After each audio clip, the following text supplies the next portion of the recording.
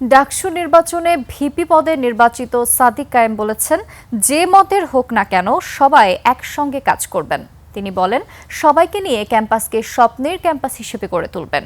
যারা একসাথে নির্বাচন করেছেন তারা প্রত্যেকে উপদেষ্টা হিসেবে উল্লেখ করে তাদেরকে পরামর্শ দেওয়ারও আহ্বান জানান তিনি।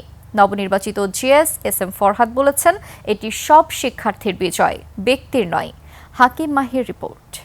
ডায়ালগ সুবাসিত টয়লেট ক্লিনার, যার পাওয়ার প্লাস ফর্মুলা টয়লেটের কোনায় কোনায় পৌঁছে 99.99% জীবাণু ধ্বংস করে। রিমার্ক। বুধবার সকালে ঘোষণা করা হয় ডাকসু নির্বাচনের ফলাফল। ভিপি পদে বিজয়ী প্রার্থী সাদিক কায়েম ও সাধারণ সম্পাদক পদে ফরহাদের নাম ঘোষণার সাথে সাথে আনন্দে ফেটে পড়েন সমর্থকরা। পরে সংবাদ সম্মেলনে প্রতিক্রিয়া জানান ছাত্র শিবির সমর্থিত প্যানেলের নির্বাচিত ভিপি সাদিক কায়েম, জিএস এস এম ফরহাদ। তারা বলেন, এই জয়ে 24-এর শহীদদের আকাঙ্ক্ষার বিজয় হয়েছে। ডাকসু নির্বাচনের মাধ্যমে ঢাকা বিশ্ববিদ্যালয়ের শিক্ষার্থীরা বিজয়ী হয়েছে এবং ডাকসু নির্বাচনের মাধ্যমে জুলাইয়ের আকাঙ্ক্ষা বিজয় হয়েছে, শহীদদের আকাঙ্ক্ষা বিজয় হয়েছে। এটি আমার কাছে মনে হয় ঢাকা বিশ্ববিদ্যালয়ের সকল শিক্ষার্থীদের প্রতিনিধিত্ব করা এবং সকল শিক্ষার্থীদের যে বিশাল আমানত আমাদের উপর অর্পিত হয়েছে সে আমানতের একটি ঘোষণা এটি। নিরাপদ ক্যাম্পাস বিনির্মাণে সব প্যানেলের প্রার্থী ও সমর্থকদের সহযোগিতা চান নবনির্বাচিত ডাকসু ভিপি। আমাদের সহযোদ্ধারা তাদের যে ইস্তেহারগুলো ছিল, আমরা সবাই একসাথে কাজ করতে চাই। এখানে আমাদের সাথে যারা একসাথে নির্বাচন করেছি তারা প্রত্যেকে এক একজন আমাদের উপদেষ্টা। আমরা আশা করব তারা আমাদেরকে যে কোনো বিষয়ে পরামর্শ দিবে। বিজয় র্যালি সহ আনন্দ মিছিল না করার কথা জানিয়ে নবনির্বাচিত ডাকসু সাধারণ সম্পাদক দায়িত্ব পালনে কোনো ভুল করলে তা শুধরে দেওয়ার আহ্বান জানান। কোনোভাবেই কোনো বিজয় মিছিল কিংবা অন্য কোনো মডেলে আমরা সেটি করতে চাচ্ছি না। এটি মূলত শিক্ষার্থীদের বিজয়। এখন আমাদের পরীক্ষার পালা, এটি আমাদের আনন্দের পালা নয়। ডাকসুর নবনির্বাচিত নেতারা একে একে তাদের ইশতেহার বাস্তবায়ন করবেন বলেও জানান সংবাদ সম্মেলনে। আনুষ্ঠানিকভাবে হাকিম মাহি, 21 টেলিভিশন, ঢাকা। ডাকসুর নতুন নেতৃত্ব দলীয় রাজনীতির বাইরে এসে সবার জন্য কাজ করবে, এমনটাই চায় সাধারণ শিক্ষার্থীরা। এছাড়াও এই নির্বাচন অন্যান্য বিশ্ববিদ্যালয়ের জন্য রোল মডেল হিসেবে কাজ করবে বলেও মনে করেন তারা।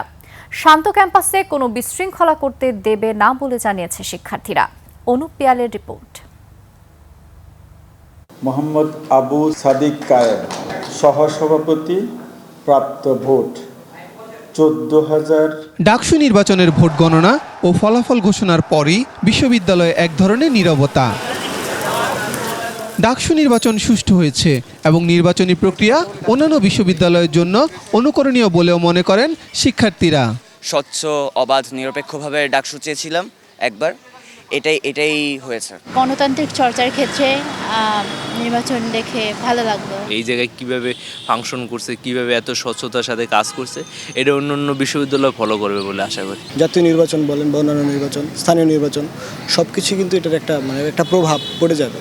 এছাড়া বিজয়ীরা যেন দলীয় রাজনীতির বাইরে এসে সবার জন্য কাজ করে, এমনটাই চায় শিক্ষার্থীরা।